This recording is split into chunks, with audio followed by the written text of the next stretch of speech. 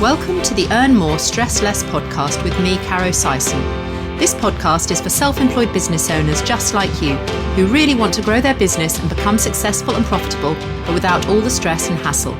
I want to share my 30 years of business experience to show you how simple it can be to earn more money and how you can get organised without needing a business degree or any other qualifications.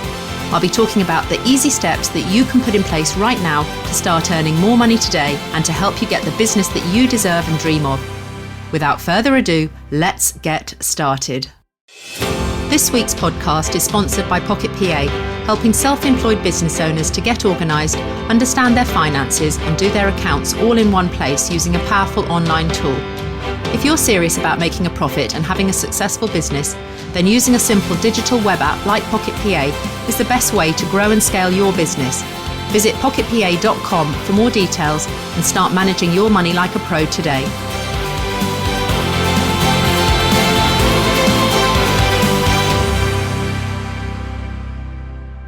Hello and welcome to the Earn More, Stress Less podcast with me, Caro Sison. Thanks for joining me. This week, I'm talking with Holly Partridge about her self-employed business venture into running a virtual assistant agency. Never having enough time can be a real challenge to lots of small business owners. So it's great to speak with Holly today and see how you might be able to offload some of your tasks onto someone else, not directly onto Holly, just to point that out.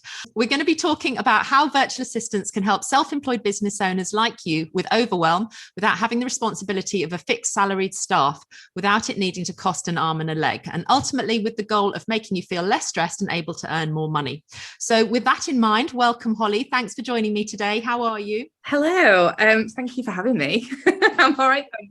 Pleasure. I know we had a few technical issues when we got started, but we've ironed those out now because we're women that can, and it's exciting to be able to chat because I think the idea of having a virtual assistant seems out of reach for a lot of people, but I think it's a great halfway house to be able to get that extra pair of hands without that commitment of having a salaried person, which I know scares the pants off a lot of people. So Holly, tell us a little bit about your journey and getting into being self-employed and how you reached this point. Yeah, so I have a background in account management for a logistics company.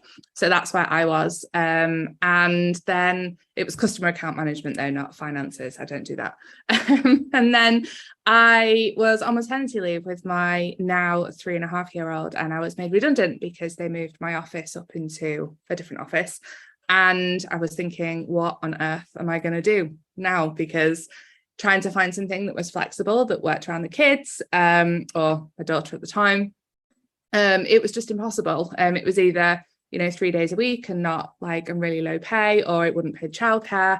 And I couldn't seem to find anything that was kind of 4 days a week or 4.5 that would give me any flexibility.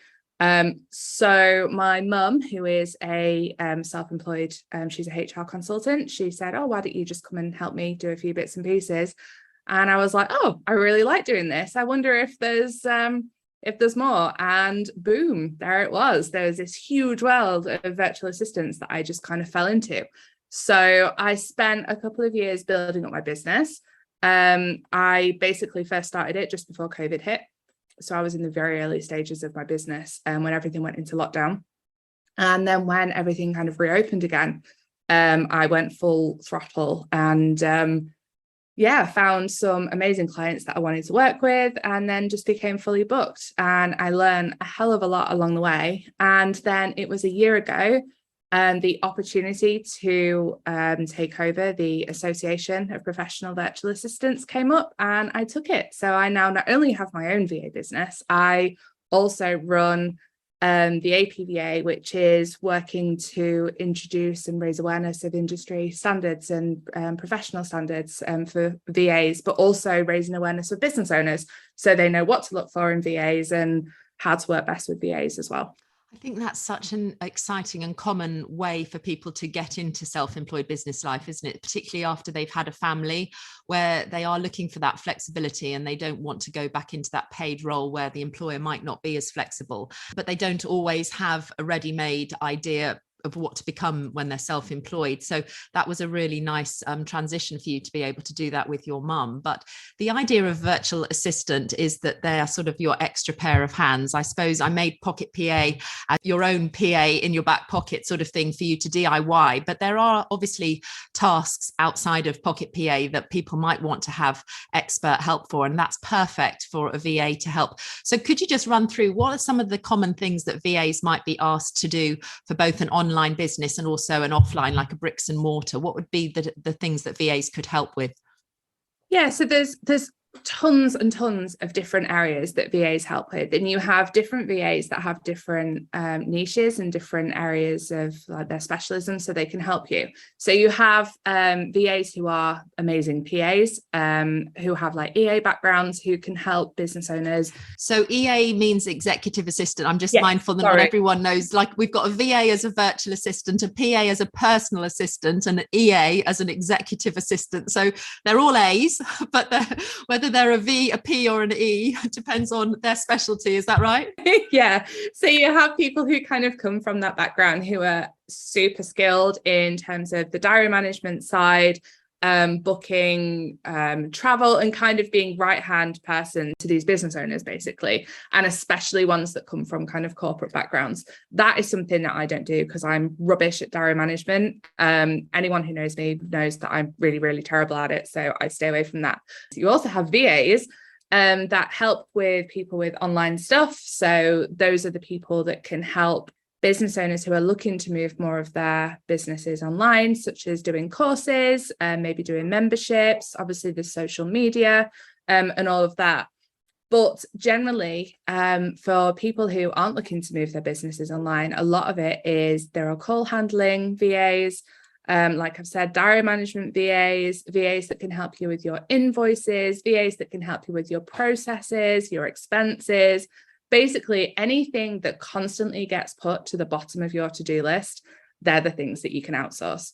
So a lot of business owners that I speak to, the first thing when we're trying to work out what it is that they want to outsource, because they'll be like, I need help, but I don't really know how.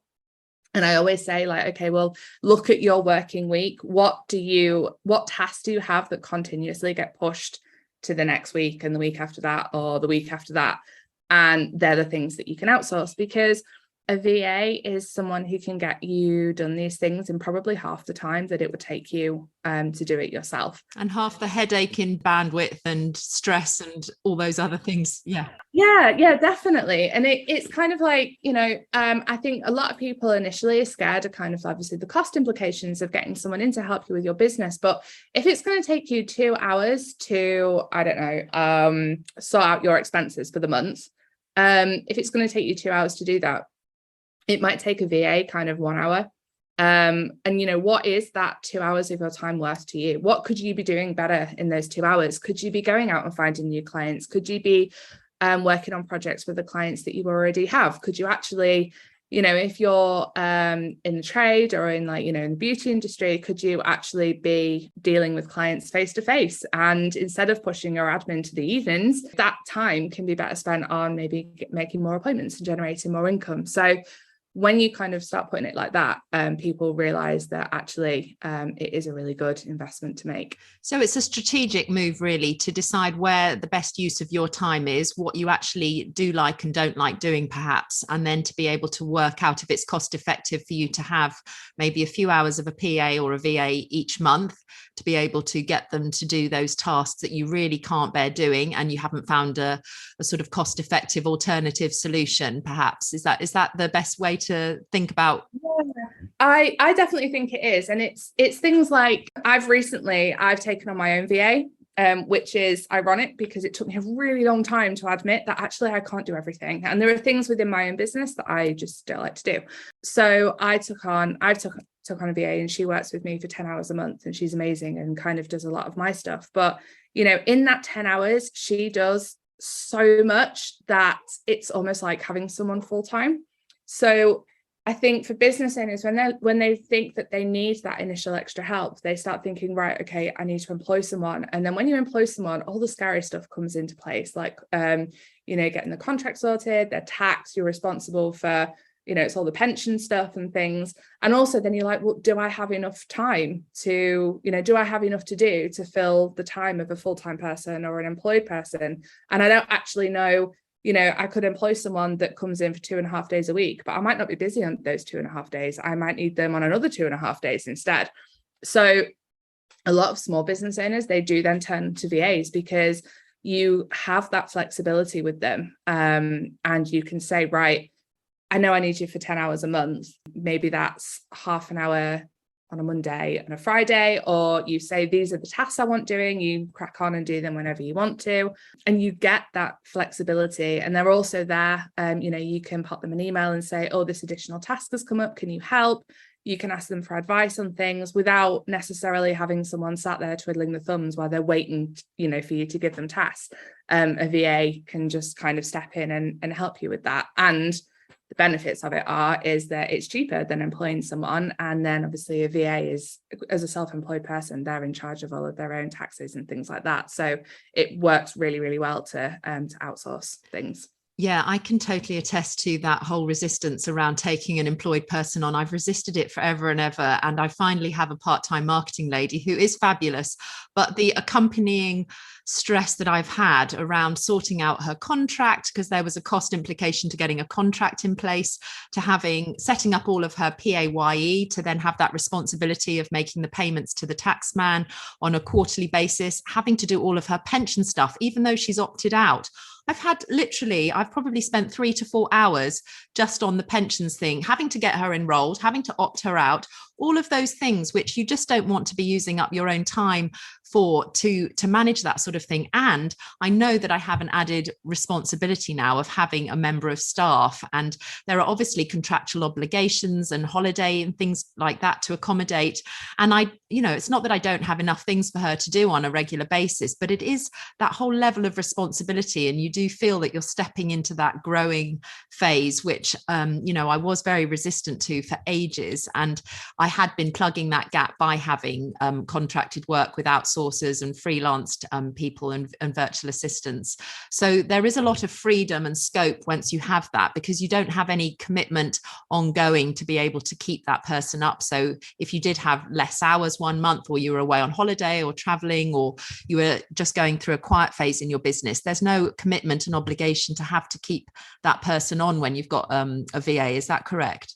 Yeah, so it can work two ways. So you can take a VA on like a retainer. So you can purchase X amount of hours of their time. So you could say, right, I definitely want someone for 5 hours, and you would pay that VA for 5 hours, whether you gave them 5 hours of work or not.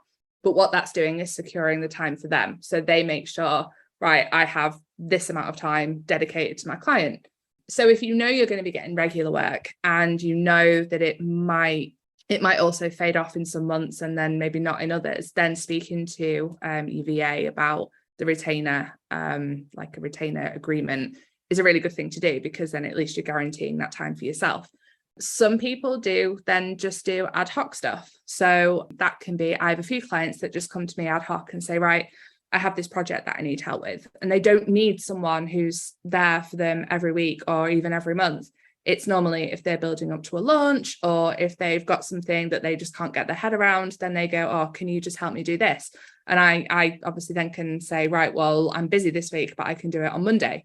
So I'll step in and do it then. So there are definitely two ways that you can do it if you do just want that ad hoc thing. But if you are looking for regular work, then retainers are a great way to go, because then that you've got that person there on hand to help you, rather than relying on ad hoc and thinking all of a sudden at the end of the month, oh my God, I've got all of this stuff to do, and then everyone's busy and can't fit you in. So it's about thinking about the model of your business and how best it works. And I mean, especially, I keep coming back to finances, but I think that's one of the common things that people outsource.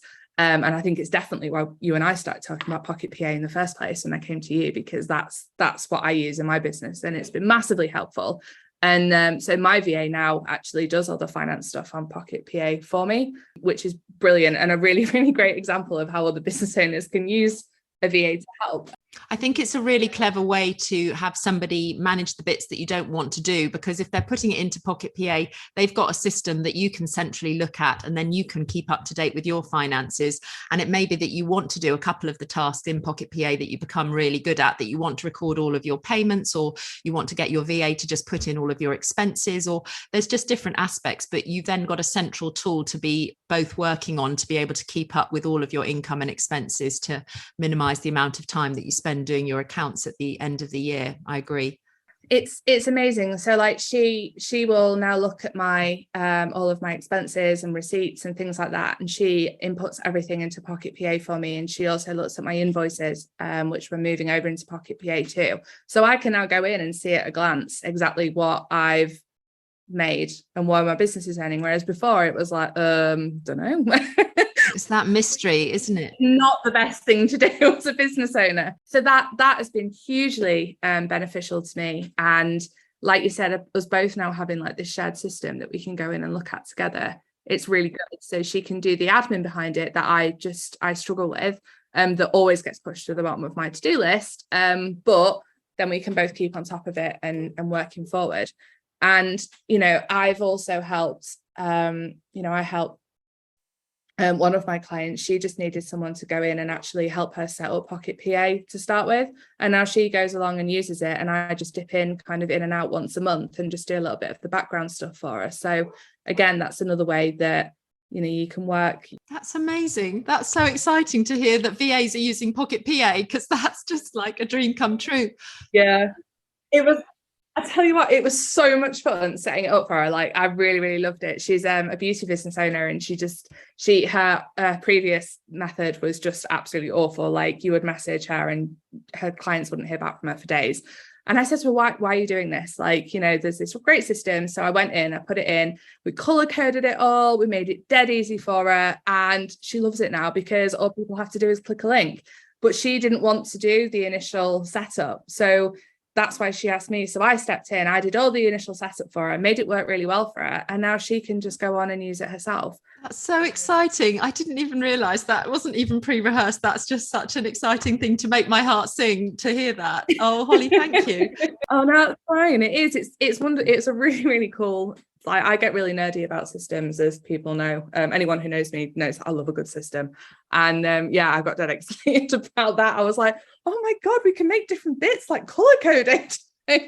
But being organized in our businesses, that's something that a lot of people that are creative and really good being self-employed struggle with, because it's not their natural skill set. And so unfortunately they have to manage those business tasks, which is why tapping into either a system like Pocket PA or a virtual assistant who can also help with some hands-on stuff can be a really great halfway house to getting them on that way to becoming more organized. Because once you start to feel more organized, I think you really start to flourish and thrive in your business in a way that when you're always struggling to just get your head above water, it can often seem you're pushing water uphill, and that you're not quite getting there, and you're not enjoying it as much as you see other people and other business owners doing in their business. And it can seem really frustrating, and you don't know what that key is to unlock your journey to be able to get on top of things and start becoming more profitable. But often it's just a few little foundations and cornerstones that you need to put in place to really get yourself going, and then it's just like off into the sunset. And I think it's such a great feeling. And I think for VAs to be able to be part of that journey to help business owners to turn that key and unlock that door and be able to go off into the sunset, I think that must be also really rewarding as a virtual assistant, is it? It's great. And I mean, as business owners, we, obviously VAs are business owners too. We all of a sudden, we do not only what we are good at doing, but we have to take on everything else. So when you set up your business, you're not only delivering your service or whatever it is that you're doing, but you're having to do the marketing, you're having to do the social media, you're having to do the financing, you're having to do the day-to-day appointment setting or diary management. You're having to do everything. And I think that's where a lot of business owners start to feel overwhelmed, because they're like, I just want to do the thing that I'm good at doing. I just want to go and book weddings and go and photograph weddings, or I just want to go and do people's hair and nails, or I just want to deliver these courses that I'm really good at doing. I don't want to do all the stuff in the background. And I think it's only when people start chatting to VAs and learning about all the different areas that different VAs can help them with, that it all of a sudden becomes really clear. And they're like, well, yeah, actually, I don't need to do everything because it's not what I'm good at. And I'm going to focus on the bits that I love doing and what I'm really good at, and leave everything else to other people to manage. So it's a hugely rewarding thing from the other side of it as well, helping people. Like, you kind of see that moment where they go, oh my God, I didn't realize that we could do this, or I didn't realize that you could do that. And oh, that's so much easier for me. And that's, for me, that's one of the best things about what I do. I love it. I love it, seeing that light bulb moment when a client's like, oh, I've been struggling with this for ages. Like, I didn't realize it was that easy. It's a really nice thing to do. It really is. It is that light bulb moment. And I think you're absolutely right that as a self-employed business owners, when you get started, you do think that you have to do everything yourself because you don't have the budget or resources to get someone else to do it. But what it's actually doing is sometimes bogging you down in that whole sort of undergrowth of having to do all these tasks that you're perhaps naturally aren't skilled at doing. And so it takes the shine off you wanting to shine your light and doing that client interface with your clients, doing that thing that you are good at and why you set your business up, because nobody sets up a business to do more business admin, but it has to be done. And so it's about the best way to be able to do those non-income producing tasks in the fastest possible way with the least amount of stress, to be able to move your business on and earn more money and become profitable. So I think that that's a really, really good notice. And you've had a second baby, I know, since you had your first, and you've been juggling a very young family, because it's been difficult to get hold of you to be able to do this podcast because you've had such a little one.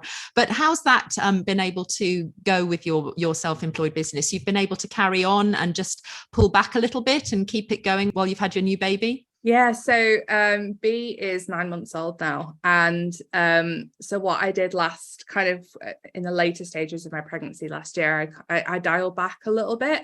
So I had time to just be pregnant and be tired and kind of prep for when my life turned into chaos, going from one child to two.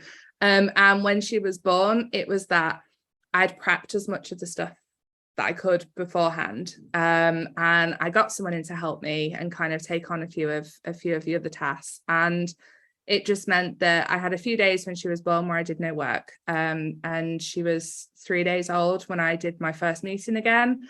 And I know that sounds really like to people, and they're like, well, she was 3 days old, but I did one meeting. So I did like one hour meeting, and then the next day I maybe did another hour of work, and the day after that I did another hour. And I kind of did that until she was about 6 weeks old. And then I went back more or less like not full time, because it was like more like part time. And she just came with me. So when she was tiny, it was great because I did my meetings, I would feed her and she would just fall asleep and I could do some work. I would work around her and my eldest, when she came back from childminders, we would juggle that between me and my husband, and I would just work around the girls. And now my husband has changed his job, so he's on a shift pattern now. So he does 4 days on and 4 days off. So again, I'm so thankful for the flexibility I have in my business, from being able to go, say, right, okay, well, my husband's at work on these days. I don't have childcare on this day, so it's fine. I'll work on this day instead. And having that flexibility to change it, because, so many people think you either have to, especially with employed work, I think it's employment or your family. And what I love about my business is I can do both. So I can be there for the girls. And what I'm really, really excited about is, as they get older and start going to school, I can go to the sports days and the parent days and things, because I'll be able to manage my diary around that. And that is something that's really, really important to me. But also I love working, so it works both ways. Yeah, I think that's the real silver lining. I know that there are a lot of stresses that come with being self-employed and that responsibility, but those silver linings, we have to grasp them with two hands, because it's so wondrous being able to be at home. I know virtual assistants do work from home in the majority of times, don't they? They're working from home type roles. But it's just so lovely that you can sort of segment it into your family life and to be able to choose the hours hours that you work to fit your clients and set up your work week. And, you can choose to work 10 minutes or 10 hours, depending on what you've got and what childcare you've got when you've got a young family. And that whole idea of that work-life balance, being able to have that with a self-employed journey, is what attracts, I think, a lot of people to look at finding some alternative to the employed role, where you have to be somewhere for a certain time and you can only finish at a certain time. Whether you've got work to do, you have to be sitting in your desk and building somebody else's dream. Whereas the minute you're working for yourself, everything that you do, everything that you invest your time and energies is building your self-employed business, and the sky's the limit. And it's so exciting to be able to have a young family growing up. And certainly that's what I did in my physiotherapy practice. I went back to work when Olivia was 3 months old, and my children, I didn't have any at school. I had 4 under 4. And so it was incredibly hectic, but I was working, I had my physiotherapy practice just next door to my home, so I could bob in and out. And it was just the balance that I wanted. And I didn't have anyone to answer to. And I wanted to be professional in my work life, but also be mum at home and be able to switch between those roles really quickly and not have a commute or any downtime to be getting to work and that sort of thing. And to be able to be there for every parent's evening and every school assembly, and all of those things that you mentioned are so important. And you can completely structure that around your own self-employed business once you do take that step into it. So that's a huge silver lining. And I think that is one of the big reasons that people choose to look at self-employment. It really is. And I mean, it is hard. Like, it's as with everything, I think when you've got kids as well, everything is hard. You always have those days when the childminder closes, or like at the moment we are, my childminder closes for 3 weeks over summer. So it was a bit of like a proper mission and strategic planning session, figuring out when I was going to be working and what days and things. And then obviously kids get ill or things fall through. And it is difficult. You would still have all of those challenges if you were employed as well. You would still have those childcare things, but you would be less flexible in your ability to be able to manage those things. And you'd have the added pressure of an employer sort of saying, well, why aren't you here? Just because your child is sick or your childminder can't take your child, I still need you because I'm paying for your hours. So you've got an added layer when you're employed. So it's no less of a burden if you're employed having to manage childcare. Yeah. And exactly. And that's the thing, you can just be flexible. And I think that is the most important thing for me. It's the flexibility, and it's being able to say, right, okay, I'm going to have to move what I'd planned to do this morning to this afternoon. And even though it can be stressful, it's being able to do that, like you said, without having anyone going, well, where are you? You need to be here, kind of thing. And there's no choice. So that's a really nice feeling as well. And that's one of the things that I love about it, even though it can be difficult, but it is massively rewarding. Although my kids always seem to know when I'm on Zoom calls, because the second I put my camera on, like my eldest, she'll come running through and she's like, Mommy, I'm hungry. And you know what, that's just real life. And that's just nice that, you are there, that she can share that with. One of the things I wanted to ask you was, if somebody was thinking about becoming a virtual assistant, what would the steps that they could take to look at that as a career choice for them to become self-employed and work from home and be a VA? What sort of skills would they need to have, and what steps could they take to do that? Is there a course? Do they become accredited? They can belong to an association like yours? Yeah, so we do offer an accreditation process. So we have, I have a Facebook group, which I'll obviously share the link and stuff with you, and our website and things. But we offer a couple of courses, really. One is it's like a short course for people to come and learn everything they need to do about being a VA. But we also have one that's a little bit more in depth, and that's CPD accredited as well. So you kind of get a full, really, really in-depth knowledge of what it is to be a VA. But in terms of like the skills just needed to set it up, most people do, because if you want to offer kind of general administration, if you've got previous experience in admin, that's one thing. But also things like social media, people think that they have to have been employed in a social media role to do stuff like that. And you don't, because you learn, there's a lot that you learn just by being on social media, and then looking at specific social media management courses and things that you can do.